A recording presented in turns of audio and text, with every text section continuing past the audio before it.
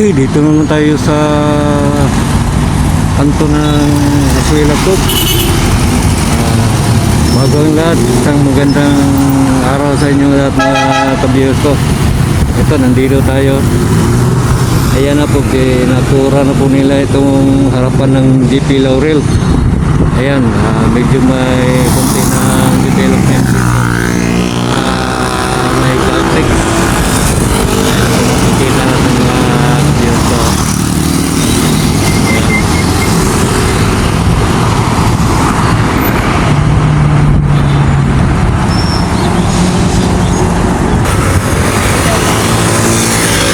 Wala na po yung samurai dito mga ka-viewers ko. Tagal po.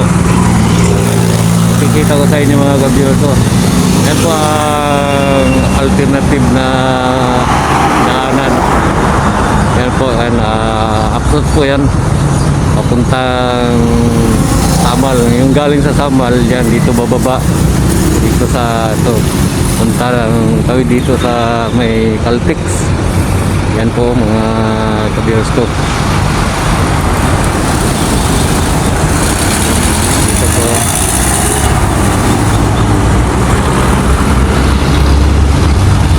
yan, para hindi masyado traffic. Itong rotunda tanggalin na yan, tanggal na yan dyan. Yan po. Yan, makikita po natin ito GP Laurel, ito Punta Bahada. Yan, dito yan dadaan. Yan po.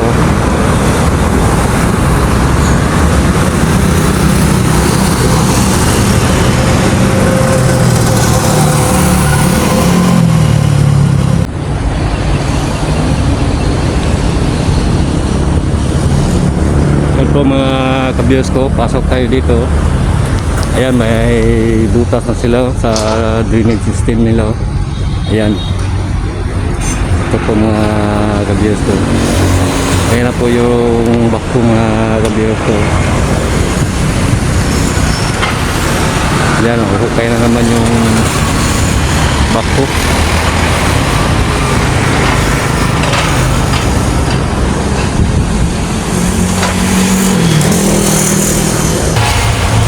Po mga viewers ko, yan, hukay na sila dito ng drainage.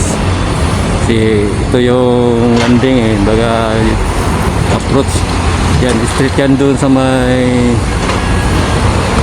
Insular Village. Yan, galing sa Samal punta dito sa Arcastillo to Coastal Road. Yan, ito. Yan po mga ka-viewers ko.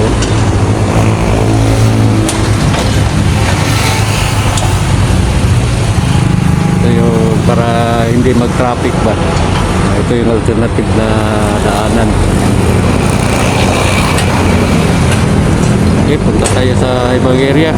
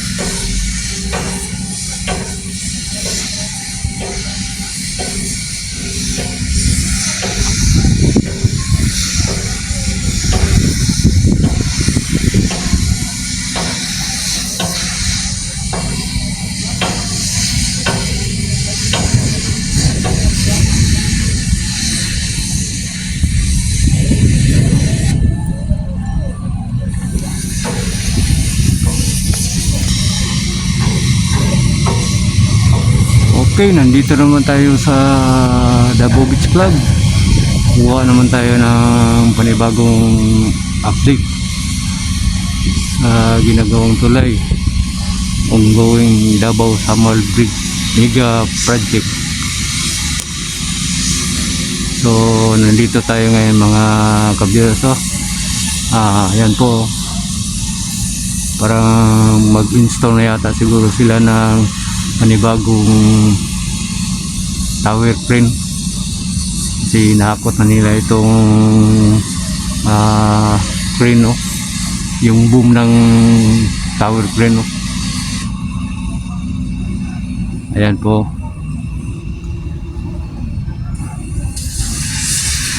At saka dito banda may movement na dito konti, oh. Parang tinating nila yung yung malaking bore ba yung tawag nyan. Ayan po mga ka-viewers ko, yan, ready na po yung yung boom ng crane. Yan, nilagay nila dyan, pero dito banda wala pa yan, at least pa yan. So kung bago ka pa lamang sa aking channel, paki-subscribe na lang po, saka paki-pindot na rin yung notification bell, saka like and share para updated kayo sa lahat ng videos na gagawin ko, saka makatulong na rin yun sa akin sa pag-subscribe ninyong mga ka-viewers ko. Malaking tulong na po yan sa akin.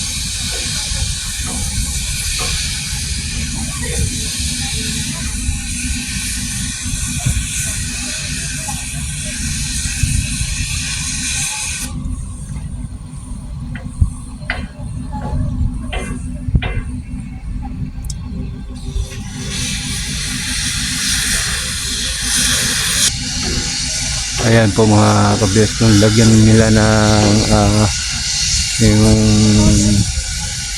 bakal, oh, para yan, para sa cup yan. Yan dito, saka dun sa tamal, parang medyo hindi masyado mabilis yung movement doon, no?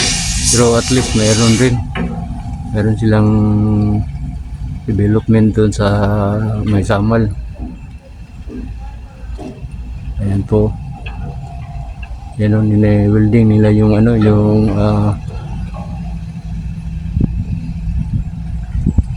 yung cover ng pusti. Yung pusti na yan, natrabaho na nila, para mabuhusan. Bali ika-3 pusti na yan dito sa double side. Yan mga ka-viewers ko.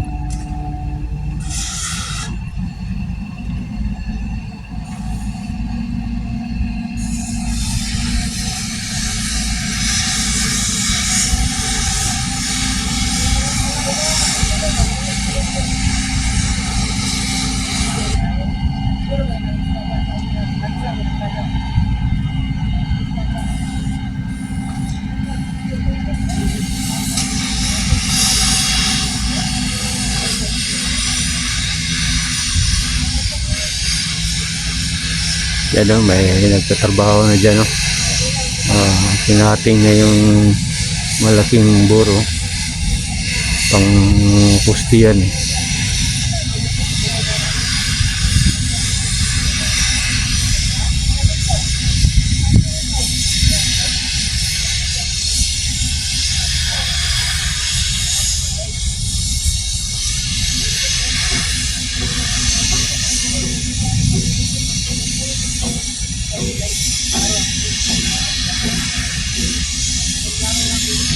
Yan po, may nagdating na isang truck, nagkarga ng boom ng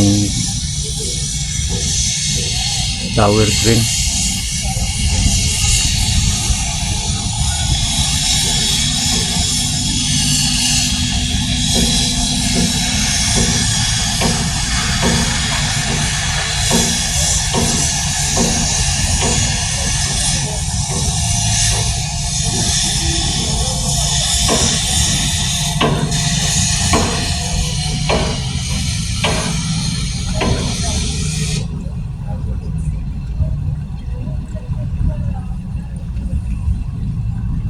ano, makikita natin yung mga trabaho nila, napaka linis at saka pulidong pulido.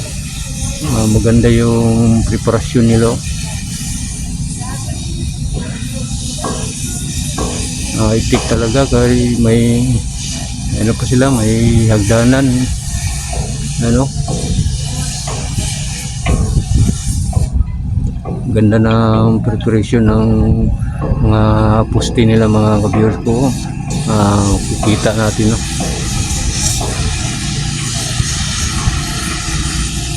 Talagang pulidong trabaho nila dito.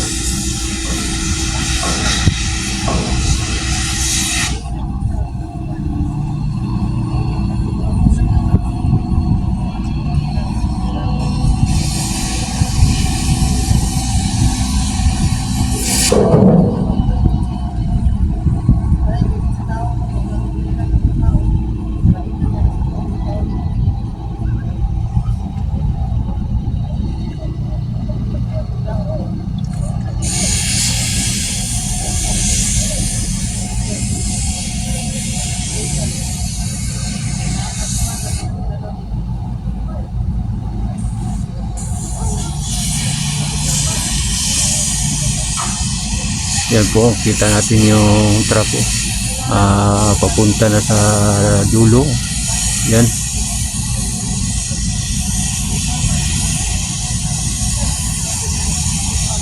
Okay, hanggang dito lang po tayo. Sana nagustuhan yung video kong ito. Maraming salamat. Thank you very much. God bless you all.